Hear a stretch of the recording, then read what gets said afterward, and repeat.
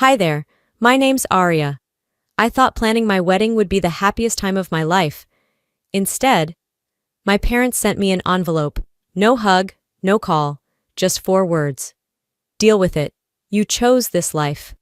They didn't just miss my wedding. They posted about family values. At a BBQ I wasn't invited to. They opened credit cards under my name. And when I fought back, they called me crazy behind my back. Was it the wedding that broke us? Or had they been cutting me out long before I ever said I do? I had spent months planning my wedding, not some extravagant affair with golden chandeliers and a 500-person guest list, but a simple, heartfelt ceremony at a cozy vineyard just outside Austin, Texas. Daniel and I had scraped together every dollar ourselves. No loans, no family handouts. Just two people building a life together from scratch. Still, somewhere deep down, I had clung to a fragile hope. Maybe my family would surprise me. Maybe they'd show up with smiles and hugs, proud that I had made it, that I had found someone good. I knew better, of course, but knowing and hoping aren't always the same thing. 6 months before the wedding, my parents Darlene and Wendell started dropping hints thicker than Texas humidity in July. Flying out is so expensive, Mom sighed one evening over the phone. And your father's got nothing decent to wear for something fancy like that. Dad chimed in, yeah, suits ain't cheap, gas prices too. At first, I thought they were just venting. Families complain, it's what they do. But the comments kept coming, passive-aggressive little jabs left and right, until the message was clear as day. If you want us there, you better make it worth our while. I tried to be gracious. I offered to help them find affordable options, suggested ride-sharing with other family members, even offered to book a modest motel nearby for them at my own expense. It was met with tight-lipped silence.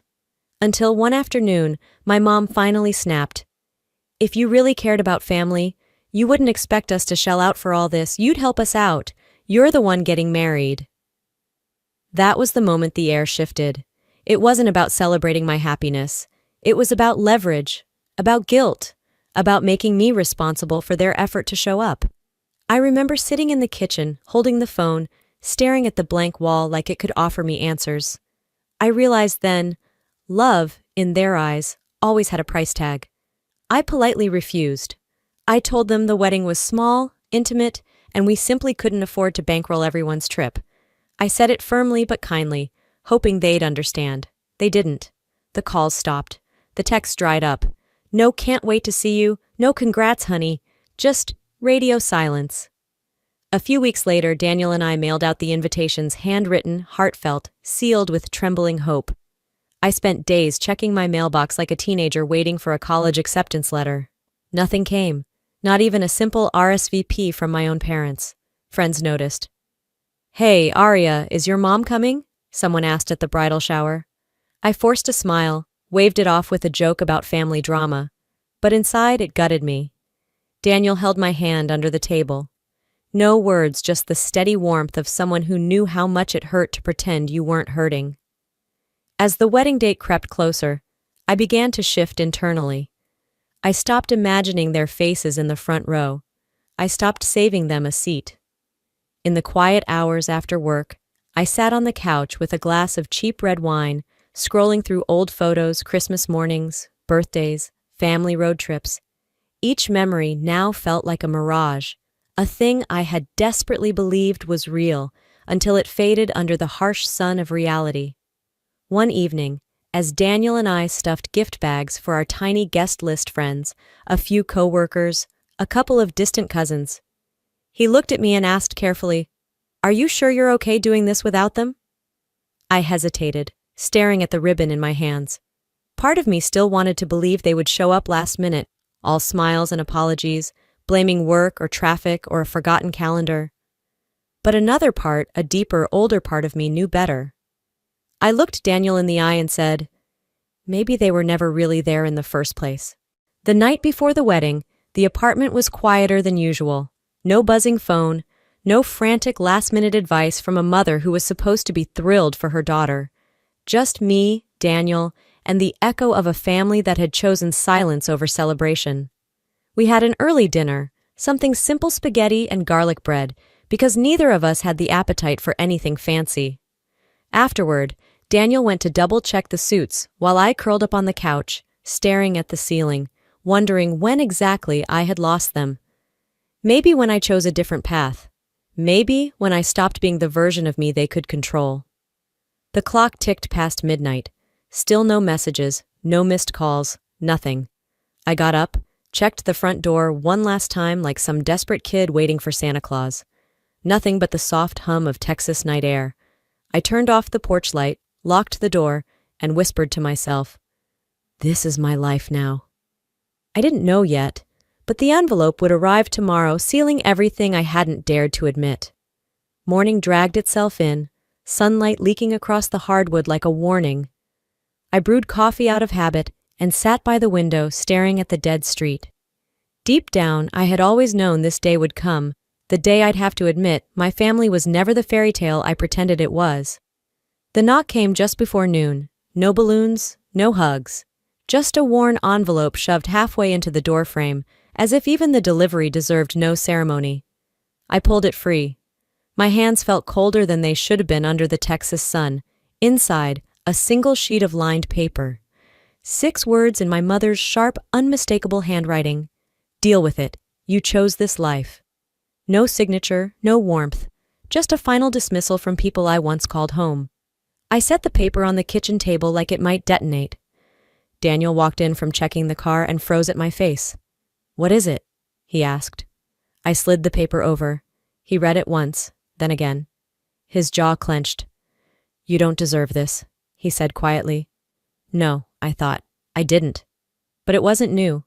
It had been building for years, layer upon invisible layer, until everything finally cracked. 6 years. 6 years of paying rent when Dad's unemployment ran dry. 6 years of covering Mom's endless doctor visits for a bad back that didn't stop her shopping sprees. 6 years of co-signing loans for Celeste because you're the responsible one, Aria. I wasn't a daughter anymore. I was a safety net nobody thanked, only leaned on.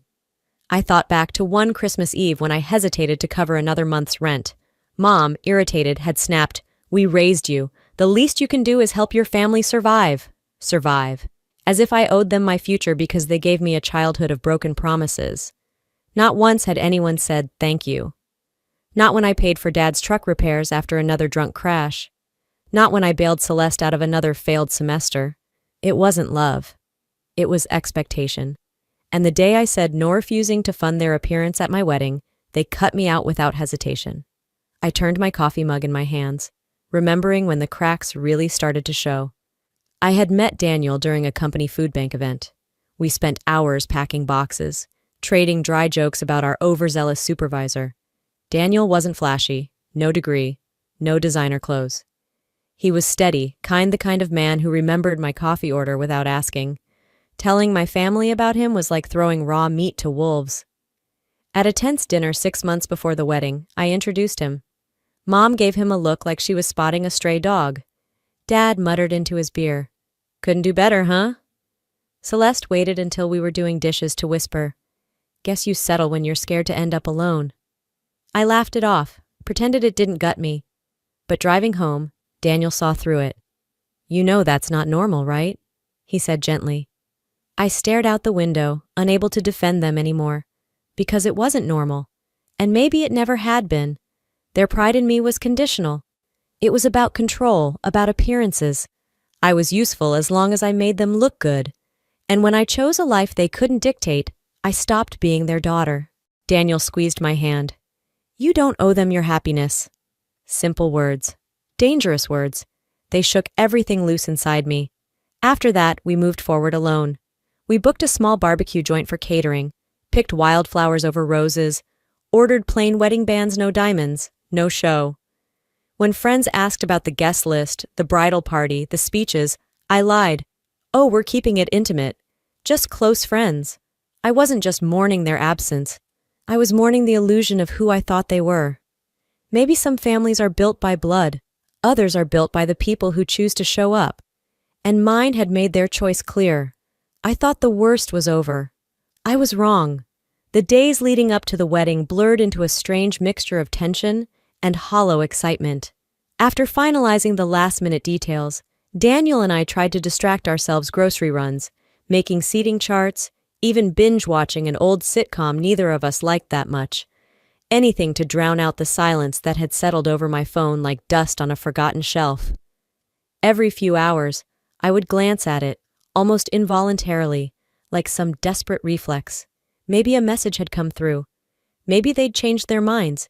Maybe they'd realized how cruel it all looked from the outside. But the screen stayed stubbornly blank. No missed calls. No, "we're proud of you." No, "can't wait to see you walk down the aisle." I kept telling myself it didn't matter, that I didn't need their validation, that I was stronger than this, but it didn't stop the small, relentless ache from chewing at the edges of my heart.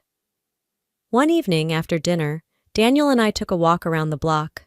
The Texas air was thick but cooling, the cicadas humming their endless summer song. I tucked my arm into his as we strolled under the orange streetlights.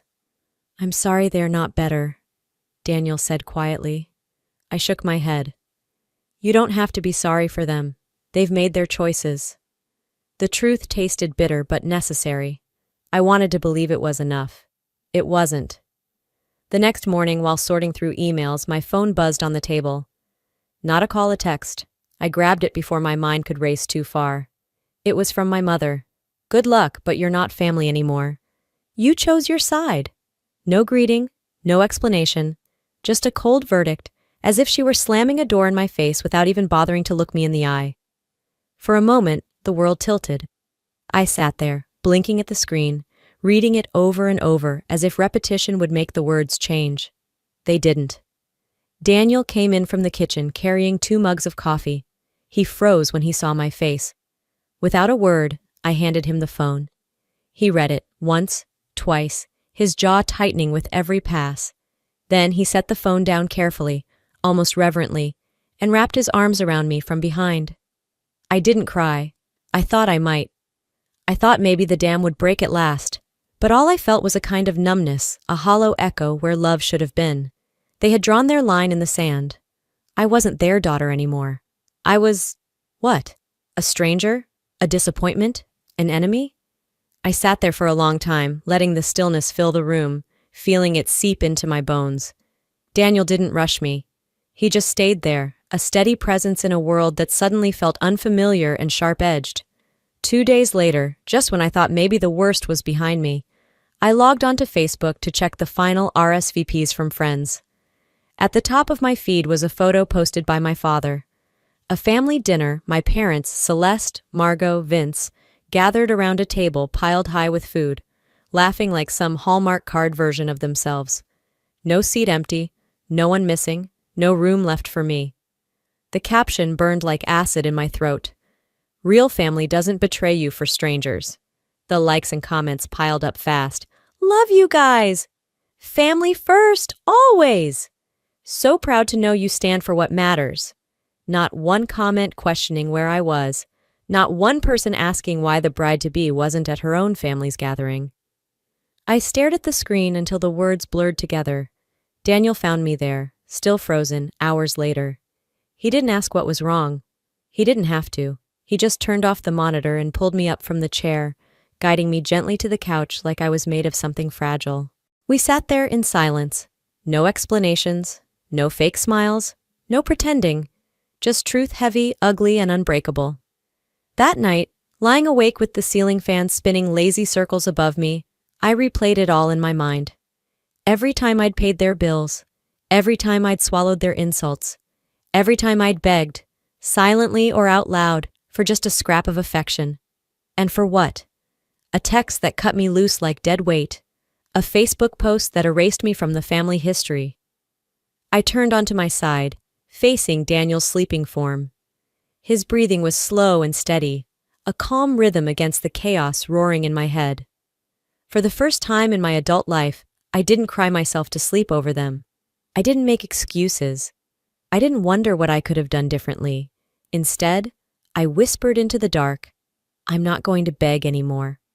And for the first time, I meant it. I thought losing them would destroy me. Instead, it freed me. Morning sunlight poured through the thin curtains, pooling onto the hardwood floors like liquid gold. I blinked awake, momentarily forgetting what day it was, letting a fragile, impossible hope crack open inside my chest.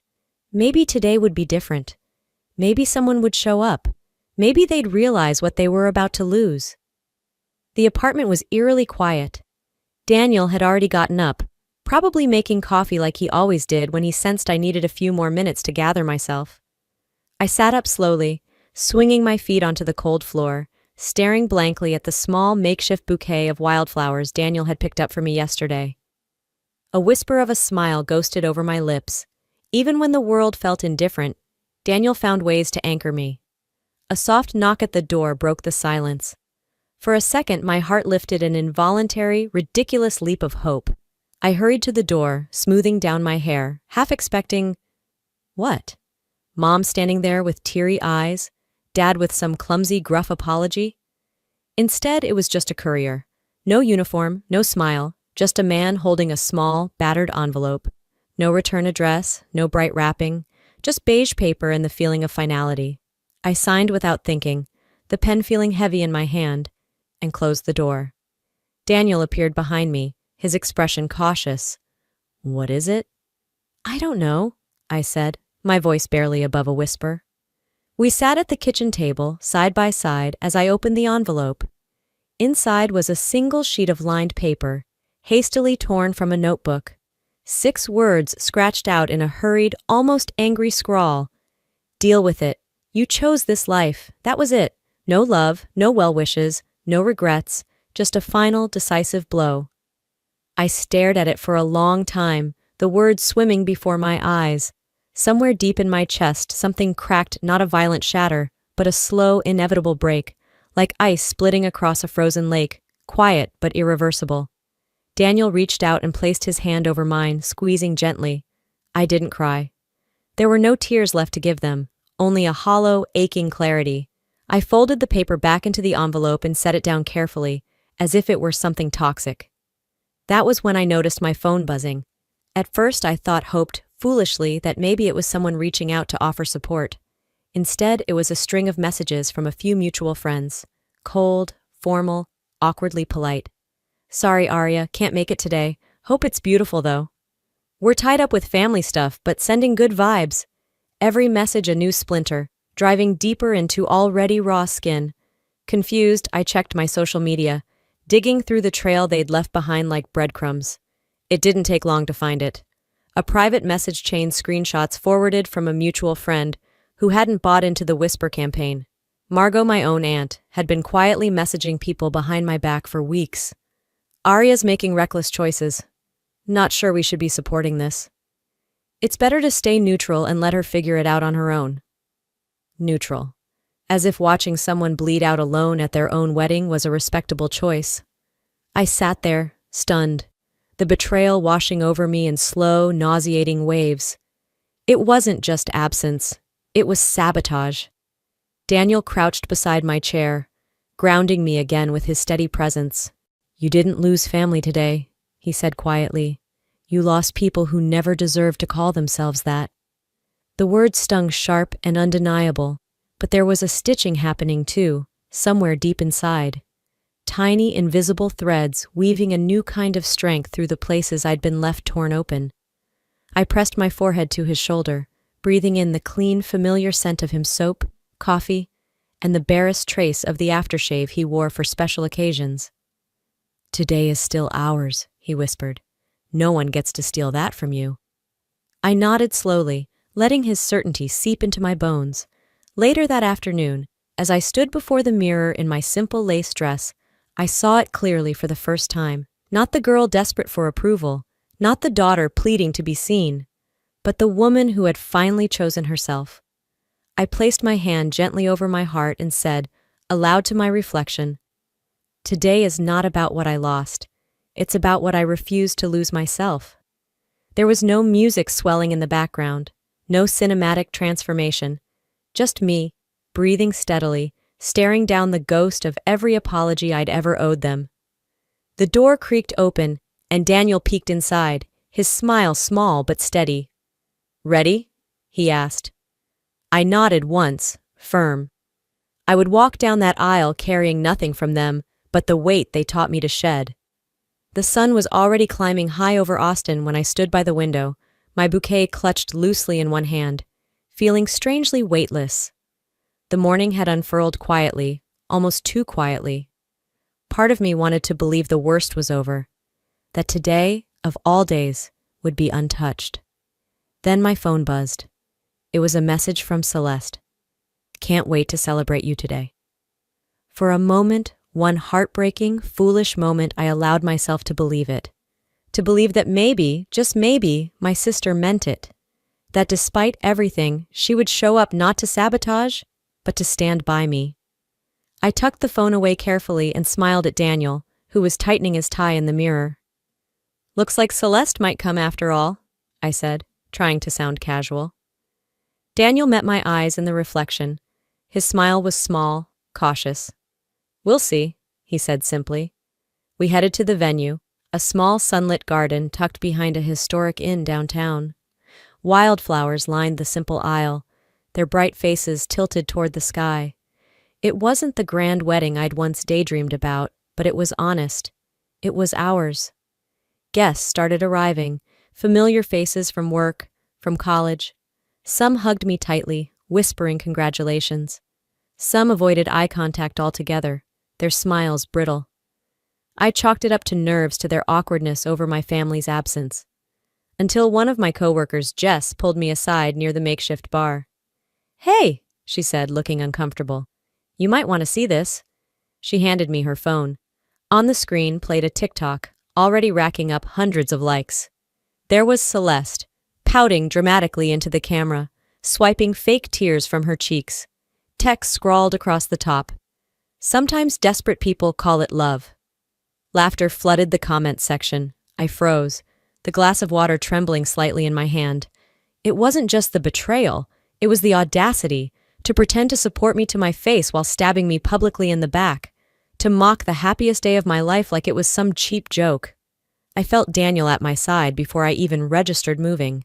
He glanced at Jess' phone, his jaw tightening. "You don't have to deal with this today," he said, voice low. But I knew better. I had to deal with it because ignoring it was how they'd won for so long. The ceremony started moments later. I tucked the phone away, pressing the rising anger deep into my gut, burying it beneath my vows, my trembling hands, my determined smile. As I stood across from Daniel, our hands linked together, the officiant reading words I barely heard, I felt the betrayal like a bruise spreading across my chest. But when Daniel looked at me, really looked at me, all I saw was someone who chose me, freely and fiercely. We exchanged vows in the warm Texas sun, wildflowers swaying in the breeze, and for a few minutes the noise faded away. Until the reception. I barely had time to savor our first dance before the second knife twisted. Whispers slithered through the crowd, sly and poisonous. "Did you hear?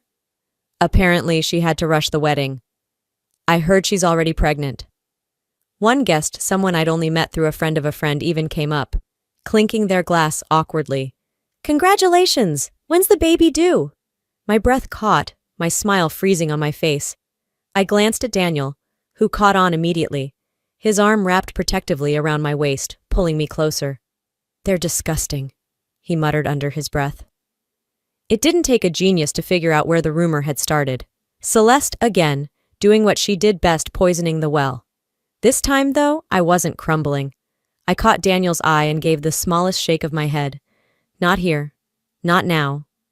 Instead, I clutched his hand tighter and lifted my chin.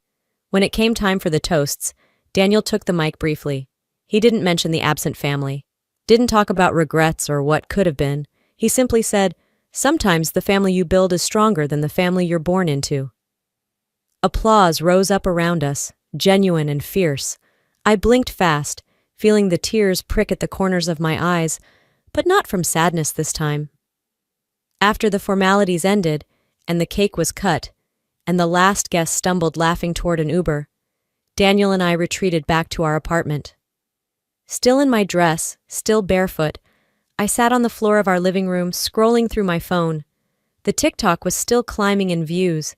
The comments were still cruel. But now I saw it clearly.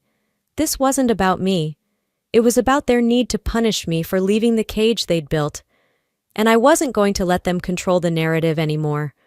I started gathering evidence, screenshots of Celeste's TikTok, messages from guests whispering the pregnancy rumor, photos of the family BBQ being posted the same day as my wedding, all of them laughing, raising beers, as if they'd dodged a bullet by skipping my happiness. I created a folder on my desktop, labeling it quietly, Truth. I wasn't planning on rage posting, no dramatic confrontations, no screaming matches. I was going to be smart. I was going to be strategic. And I was going to make sure they never forgot the day they chose to lose me. Morning light spilled through the blinds, casting pale stripes across the small apartment floor. I was still in my pajamas, a cup of lukewarm coffee abandoned on the table, the truth folder open in front of me. There was something mechanical about my movements, now printing screenshots, saving links, organizing names and timestamps. Daniel padded over from the kitchen, refilling my coffee without a word. His quiet support anchored me, even when my hands trembled slightly. The notification pinged on my phone almost sounded casual. Ping! I ignored it at first. Ping! Another. Finally, sighing, I swiped it open. It was a message from my friend Rachel, one of the few who had stood by me without wavering. You need to see this. Attached was a Facebook post. My fingers tightened around the phone as I opened it. Photos filled the screen. My family gathered in Margot's backyard. Balloons, grinning faces, red Solo cups raised high, tables stacked with barbecue ribs and potato salad. The caption read, Celebrating real family and true values today. Some ties are better cut loose. The timestamp said it all. The same day, the same hour I had been standing in a white dress, vowing myself to a new beginning. Pain twisted inside me, sharp and brutal. They hadn't just skipped my wedding. They had celebrated my absence. I stared at the images until they blurred, rage and heartbreak warring for space in my chest. Daniel came up behind me, reading over my shoulder. His hand tightened briefly on my shoulder, his silence louder than any words. I dropped the phone onto the couch, the sound jarring in the stillness. I guess they didn't want to miss out on their kind of party, I said, voice flat. Daniel shook his head, jaw set tight. They're not family, not anymore. I thought that was the worst of it. I really did. Until Rachel messaged again. There's a video too. Reluctantly, I clicked the link. The footage was shaky, someone's phone recording laughter and clinking glasses. Then the camera panned to a makeshift altar, an old wooden crate covered in white fabric, set up in the middle of the yard. Margot stood beside it, holding a cheap plastic bowl filled with water. She raised it high and announced loudly, Today we cleanse ourselves of betrayal. We wash away disloyalty. Everyone whooped and cheered as she dipped her hand dramatically into the bowl, flicking water around like a bad imitation of a priest. The caption underneath? You can't cleanse the ungrateful, but at least we tried. I didn't realize I was shaking until Daniel gently took the phone from my hand. He stared at it for a long moment, then without a word, placed it face down on the table with a thud. They don't deserve to have any piece of you left, he said finally, his voice low and hard. Something cold settled inside me, not sadness, not even rage anymore, just a clarity sharp enough to cut through bone. I stood slowly, walking over to the Truth folder. Opening a new subfolder titled BBQ Mockery, I began saving screenshots of the video, the comments, the laughter. I wasn't doing this to hurt them. I was doing this to save myself from ever doubting again. Every lie, every manipulation, every betrayal.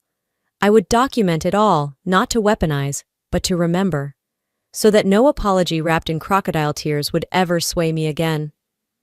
The corkboard wed hung up for wedding seating charts quickly transformed into something else entirely.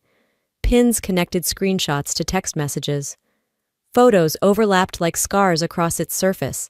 Financial abuse, public humiliation, psychological manipulation. Daniel helped without asking questions, pinning up images silently beside me. This wasn't revenge. This was survival. That night, while Daniel slept, I sat at the kitchen table with a worn notebook and a cheap ballpoint pen. I wrote, I owe them nothing. I owe myself everything. The words bled into the page, permanent and unflinching. I closed the notebook carefully, setting it beside the growing mountain of evidence. Looking around our small apartment, the thrift store couch, the secondhand dishes, the wedding photos we hadn't even framed yet, I realized something powerful. They had thought they were burying me under shame. All they'd done was plant a seed, and whatever grew next would be something they could neither control nor crush. I wasn't their broken little girl anymore. I was the wildfire they never saw coming. The next morning, the sun barely breached the windows, when Daniel found me hunched over the laptop, brows knitted tight, scrolling through my credit report. I hadn't planned to check it. Honestly, I'd been avoiding anything that might add another crack to my already fractured heart. But something gnawed at me, now an instinct honed from too many years of ignoring the obvious. The first red flag hit me like a slap. A credit card account I didn't recognize, opened 6 months ago. Then another, and another. 4 cards, all maxed out. Thousands of dollars in debt under my name. My chest tightened as I clicked through the details. Electronics, furniture, spa treatments, transactions I had never authorized, never even dreamed of affording when Daniel and I were scraping by to plan a backyard wedding. There it was. My betrayal, no longer just emotional but financial, tangible, legal. I clenched my fists so hard my knuckles cracked. They hadn't just abandoned me. They had robbed me. Daniel sat down beside me, reading over my shoulder. His jaw ticked once tight, controlled fury. "They didn't just cross a line," he said lowly. "They buried it." Before I could even begin to process the fraud, my email chimed. I glanced at the sender. Darlene Evans, my mother. Against my better judgment, I opened it. "Dear Arya, we know things got a little heated lately. Families fight, that's normal. Maybe you could help us out with some overdue bills, you know. Start fresh? Let's not hold on to grudges. After all, we're family. Love, Mom." No apology for the years of neglect. No acknowledgement of the mockery. No mention of the theft. Just another ask. Another grab. Another hand reaching into my chest cavity, prying for anything still warm. I slammed the laptop closed with a force that rattled the dishes in the sink. Daniel didn't say anything. He didn't have to. I paced the tiny living room, words jamming in my throat, hands fisting at my sides. How many times had I fallen for it? How many times had I mistaken their need for love? They didn't want me. They wanted what I could give. And when I stopped giving, they started taking. The day's offenses weren't finished. Rachel texted me around noon. "You need to see this. It's bad." Another link. Another betrayal. Screenshots this time, messages between Celeste and a mutual acquaintance. My sister me blood had offered someone money to spread rumors that I was mentally unstable. That my wedding meltdown wasn't about betrayal, but about my history of emotional issues. That I wasn't a wronged daughter, I was a ticking bomb. It was vicious, calculated, designed to isolate me further, to cut me off from any remaining sympathy. Daniel read over my shoulder, his face like granite. "We don't let this slide," he said flatly. "Not anymore." And I agreed. I wasn't going to fight this war emotionally. I was going to fight it smart. We spent the afternoon building the case. Daniel called a lawyer he knew through work, getting advice on identity theft and credit fraud. I contacted the credit bureaus, placed fraud alerts on my reports, started disputes on every unauthorized account. I filed a police report. Every screen capture, every message, every Facebook post went into carefully dated folders. This wasn't just about feeling betrayed anymore. This was about consequences. I wasn't their ATM. I wasn't their emotional punching bag. I was a grown woman whose patience had finally, irrevocably expired. As dusk fell, I sat back and surveyed the corkboard now covered in evidence. It was grotesque in a way, a museum of every scar they had left on me. But it wasn't me on display anymore. It was them. Daniel brought me a cup of tea, setting it silently beside me. He didn't try to pull me out of the moment. He simply stood there, solid, real, everything they had never been.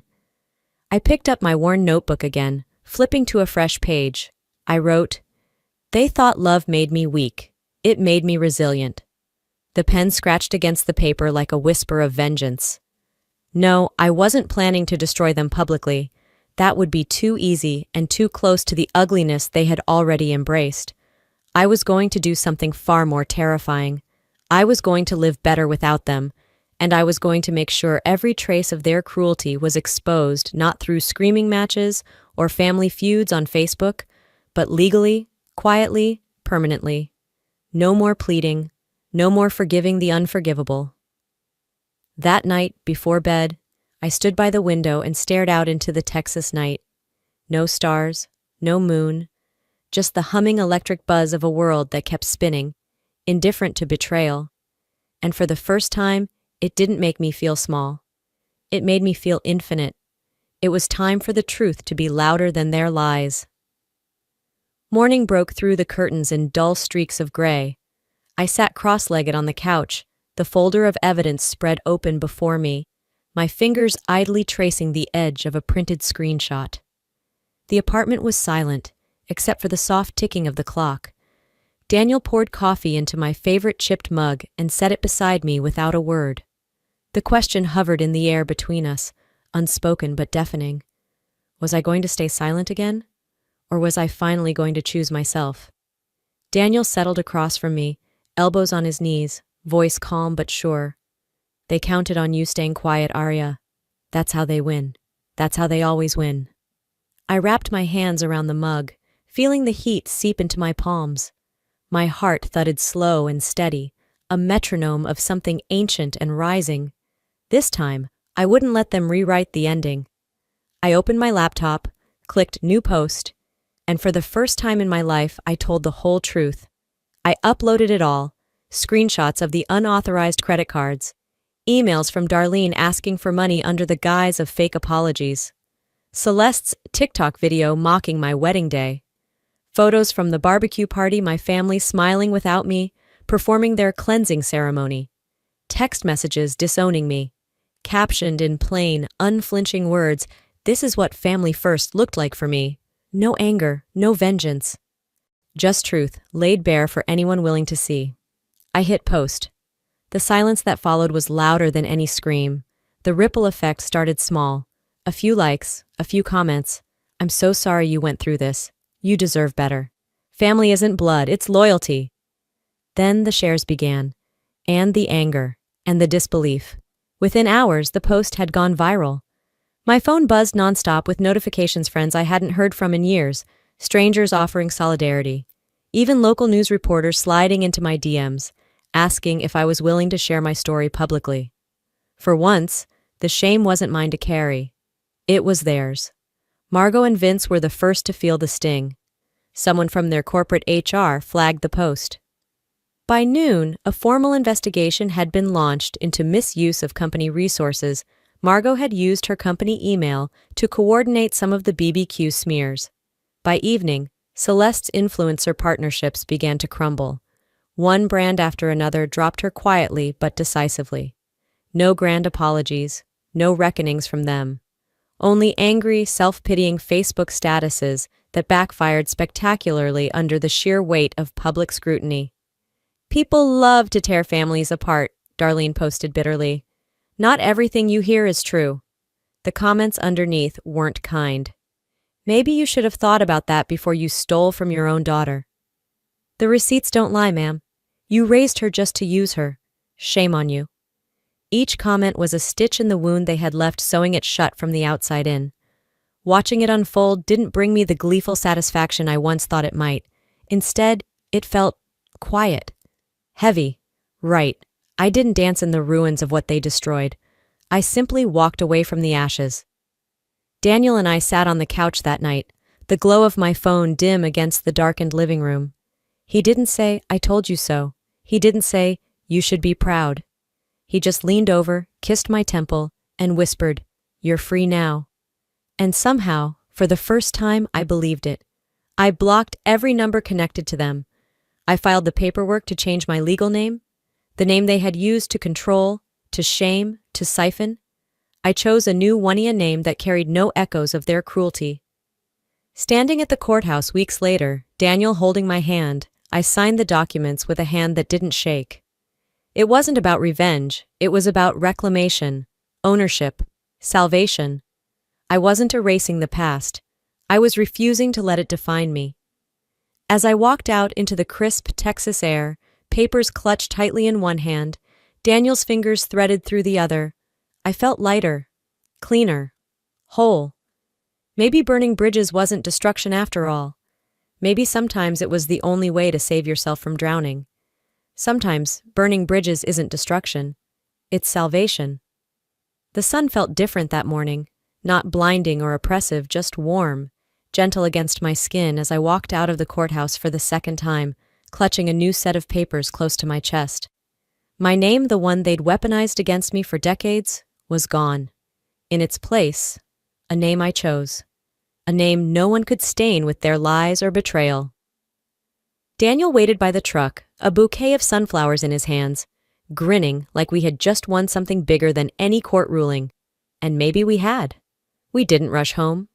We stopped for coffee at a sleepy diner off the highway, the kind with chipped mugs and old country songs playing too softly to recognize. I sipped my coffee slowly, breathing in the freedom like oxygen. The future wasn't mapped out yet. It didn't need to be. For the first time in my life, the future felt like something I could create, not something I had to survive. Weeks later, we moved into a small house on the outskirts of town. It wasn't much, 2 bedrooms, a little patch of backyard struggling under the Texas heat, but it was ours. No hand-me-downs laced with guilt. No pictures of faces smiling through gritted teeth on the walls. Just space to heal, to rebuild, to breathe. We painted the living room a soft shade of green, the color of new beginnings. Adopted a mutt from the shelter, a shy little creature with scars we couldn't see but somehow understood. We named him Lucky. The nights were quieter out there. No sirens, no angry phone calls, no echoes of guilt trailing into the dark. Just crickets, the low hum of the ceiling fan, and Daniel's steady breathing beside me. Every now and then, the old wounds itched. A memory would sneak up on me, a Christmas morning spent trying to buy their approval, a birthday where the only gift was silence. But the memories didn't own me anymore. They were just there, like faded scars, proof I had healed, not proof I was broken. Of course, they tried half-heartedly. Celeste posted vague, passive-aggressive quotes about traitorous family members and fake victims on her Instagram stories. Margot shared old family photos from years ago with captions like, "Some people forget where they come from." I didn't answer, didn't comment, didn't rage, because their audience had shrunk. Their words, once daggers, now fell dull and ignored. Some distant cousins I barely knew sent awkward messages. "Hey, sorry things went down the way they did. Hope you're good." I read them, smiled a little at the irony, and hit delete. I wasn't angry. I wasn't bitter. I was simply uninterested. The battle was over, and I had won not because I destroyed them, but because I refused to let them destroy me. Trust, of course, would take time. I joined a local support group for adults estranged from their families, not because I needed to vent, but because I wanted to build real connections, real community, real belonging. I listened to others tell their stories, some eerily similar, others heartbreakingly worse, and found comfort not in shared anger, but in shared survival. We laughed more than we cried. We talked about gardens and jobs and terrible dating stories. We celebrated each other's wins, no matter how small. Healing wasn't a grand explosion. It was quiet. It was in the mornings I woke up and didn't brace myself for disappointment. It was in the dinners where no one measured love in dollars or obedience. It was in the laughter that bubbled up unexpectedly when Daniel tried and failed to bake bread from scratch one Saturday. It was in the peace that came from knowing no one else had the power to define me anymore. On my first birthday after the name change, I checked my new P.O. box, curious. Inside was a card unsigned, ugly in its bitterness. Without opening it, I walked to the nearest trash can and dropped it inside. Some things didn't deserve even a second of your time. Instead, I went home, baked a simple vanilla cake, lopsided and imperfect. Daniel and I ate it on the back porch, barefoot, Lucky curled at our feet, the stars winking back at us like they were finally in on the joke. No fancy toasts, no grand speeches, no need for anything more. Just a quiet life built from scratch, strong, stubborn, and finally mine. And as the candles flickered out, I whispered a simple prayer to the dark. Thank you for the ending, and for the beginning. Because sometimes, Family isn't the blood that binds you. Sometimes, family is what you build, not what you survive. After everything I lived through, here's the truth no one tells you early enough. Family isn't just about blood. It's about choice, respect, safety. You don't owe your peace to people who weaponize your loyalty. You don't have to keep bleeding just because someone else hands you the knife with a smile. Choosing yourself isn't selfish, it's survival. And healing, real healing, sometimes means walking away without needing to slam the door. It means quietly rebuilding a life so full, so joyful, that their absence feels like freedom, not loss. If you're standing at that crossroads right now, wondering if it's okay to put yourself first, let me tell you, it is, and you deserve to. Because you were never too much. You were never the problem. You were simply trying to bloom in a garden that refused to water you. So bloom anyway. And now I want to hear from you. Have you ever had to walk away from someone you thought would never betray you? What was the hardest part? And what did you learn about yourself? Drop a comment below, even just a simple 1 inch if this story touched your heart. Or tell me where you're watching from. I'd love to know how far our little community is reaching.